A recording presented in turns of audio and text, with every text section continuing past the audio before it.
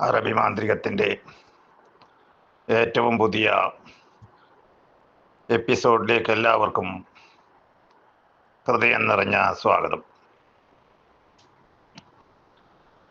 ഇന്നിവിടെ പരാമർശിക്കപ്പെടുന്ന വിഷയം എന്നുള്ളത് നിരവധി ആളുകൾ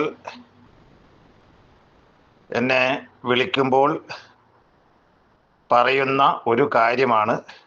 ഞാൻ ഒരുപാട് സ്ഥലത്ത് പോയി പലവിധ കാര്യങ്ങൾ ചെയ്തു, പക്ഷെ എനിക്ക് ഒന്നും ഒരു ഗുണം കിട്ടിയില്ല എന്ന്. ഞാൻ അവരോട് പറയും, എന്നോട് പറഞ്ഞിട്ട് പ്രത്യേകിച്ച് കാര്യമൊന്നുമില്ല. എന്തുകൊണ്ടാണ് കർമ്മങ്ങൾ ചെയ്യുമ്പോൾ പലപ്പോഴും ഗുണം കിട്ടാതെ പോകുന്നത്? പലവിധ കാരണങ്ങൾ അതിനുണ്ട്.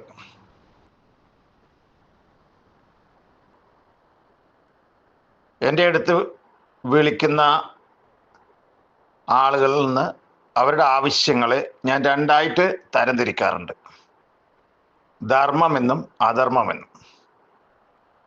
ആദ്യം ചെയ്യുന്ന ഇതാണ്, ധർമ്മമോ അധർമ്മമോ എന്ന് നോക്കും.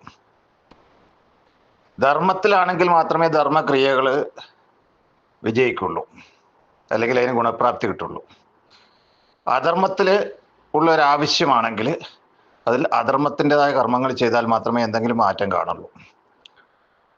പലപ്പോഴും ഇത് ഈ രൂപത്തിലൊന്നും മാറ്റിയെടുക്കാതെ ഓരോ കാര്യങ്ങൾ ചെയ്യുമ്പോൾ വ്യത്യാസങ്ങളൊന്നും വരില്ല. അതുപോലെ തന്നെ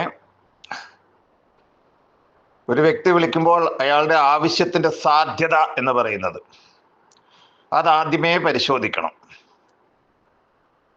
ചില വിഷയങ്ങളിലൊന്നും തീർത്തും സാധ്യത ഉണ്ടാവില്ല.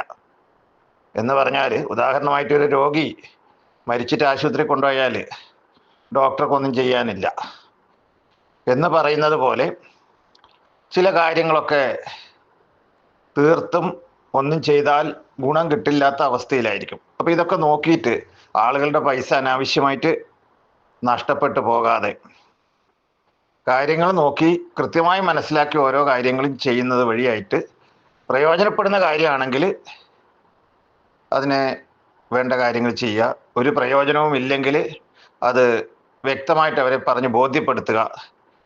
ഇതാണ് എൻ്റെ ഒരു രീതി എന്ന് പറയുന്നത്. കാരണം എല്ലാവരും പ്രതീക്ഷയോടുകൂടിയാണ് വിളിക്കുന്നത്. നമ്മുടെ എല്ലാ ആവശ്യങ്ങളും ഇതുകൊണ്ട് തന്നെ നിർവഹിക്കാൻ കഴിയുമായിരുന്നെങ്കിൽ ഇത് മാത്രം മതിയായിരുന്നു. അങ്ങനെയല്ല എന്നുള്ളത് അതിൻ്റെ യാഥാർത്ഥ്യമാണ്. പക്ഷേ സത്യസന്ധമായിട്ട് കാര്യങ്ങൾ ചെയ്യുമ്പോൾ നടക്കാവുന്ന കാര്യങ്ങളാണെങ്കിൽ തീർച്ചയായിട്ടും അതിനകത്ത് മാറ്റം വരും.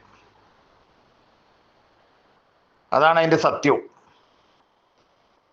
നമ്മൾ നമ്മുടെ ദൃഷ്ടിയിൽ കാണുന്നതായിരിക്കില്ല അതിൻ്റെ കണക്കുകൾ നോക്കുമ്പം യഥാർത്ഥത്തിൽ ഉണ്ടാവുക. അപ്പം അതിലൂടെ ഒരു കാര്യത്തിന് ആദ്യം വ്യക്തമായൊരു തീരുമാനം ഉണ്ടാക്കാൻ പറ്റും. ആദ്യം എന്താണ് പ്രശ്നം അത് കണ്ടെത്തുക, എന്താണ് അതിന് പ്രതിവിധി ഉണ്ടോ ഇല്ലയോ എന്നുള്ളത് നിർദ്ദേശിക്കുക. കൃത്യമായിട്ട് വിഷയങ്ങളെ പഠിച്ചതിന് ശേഷം മാത്രം കാര്യങ്ങൾ ചെയ്യുന്നത് വഴി തീർച്ചയായിട്ടും ഗുണഫലം ഉണ്ടാവും. ഈ വീഡിയോ ഇഷ്ടപ്പെട്ടെങ്കിൽ ഇത് സബ്സ്ക്രൈബ് ചെയ്യുക, മറ്റുള്ളവർക്ക് ഷെയർ ചെയ്യുക. നന്ദി, നമസ്കാരം.